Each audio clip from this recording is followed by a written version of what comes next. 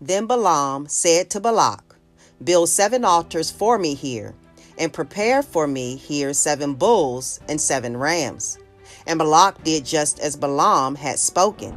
And Balak and Balaam offered a bull and a ram on each altar.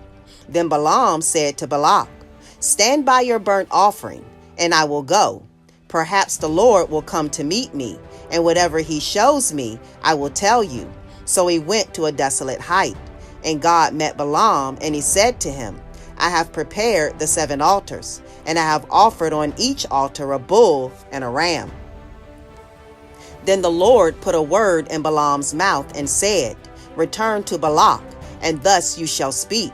So he returned to him, and there he was, standing by his burnt offering, he and all the princes of Moab. And he took up his oracle and said, "Balak, the king of Moab, has brought me from Aram, from the mountains of the east. Come, curse Jacob for me, and come, denounce Israel. How shall I curse whom God has not cursed? And how shall I denounce whom the Lord has not denounced? For from the top of the rocks I see him, and from the hills I behold him. There, a people dwelling alone, not reckoning itself among the nations. Who can count the dust of Jacob, or number 1/4 of Israel? Let me die the death of the righteous, and let my end be like his." Then Balak said to Balaam, "What have you done to me? I took you to curse my enemies, and look, you have blessed them bountifully." So he answered and said, "Must I not take heed to speak what the Lord has put in my mouth?" Then Balak said to him, "Please come with me to another place from which we may see them. You shall see only the outer part of them, and shall not see them all. Curse them for me from there." So he brought him to the field of Zophim, to the top of Pisgah, and built 7 altars, and offered a bull and a ram on each altar. And he said to Balak, "Stand here by your burnt offering while I meet the Lord over there." Then the Lord met Balaam and put a word in his mouth and said, "Go back to Balak, and thus you shall speak." So he came to him, and there he was, standing by his burnt offering, and the princes of Moab were with him. And Balak said to him, "What has the Lord spoken?" Then he took up his oracle and said, "Rise up, Balak, and hear. Listen to me, son of Zippor. God is not a man that he should lie, nor a son of man that he should repent. Has he said, and will he not do? Has he said, and will he not do?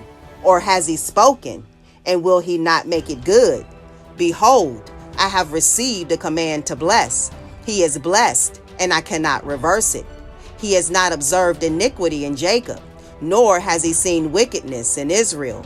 The Lord his God is with him, and the shout of a king is among them. God brings them out of Egypt. He has strength like a wild ox. For there is no sorcery against Jacob, nor any divination against Israel. It now must be said of Jacob and of Israel, Oh, what God has done! Look, a people rises like a lioness, and lifts itself up like a lion.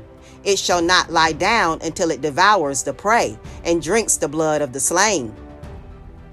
Then Balak said to Balaam, "Neither curse them at all, nor bless them at all." So Balaam answered and said to Balak, "Did I not tell you, saying, all that the Lord speaks, that I must do?" Then Balak said to Balaam, "Please come, I will take you to another place. Perhaps it will please God that you may curse them for me from there." So Balak took Balaam to the top of Peor, that overlooks the wasteland. Then Balaam said to Balak, "Build for me here 7 altars, and prepare for me here 7 bulls and 7 rams." And Balak did as Balaam had said, and offered a bull and a ram on every altar. Numbers 23, New King James Version.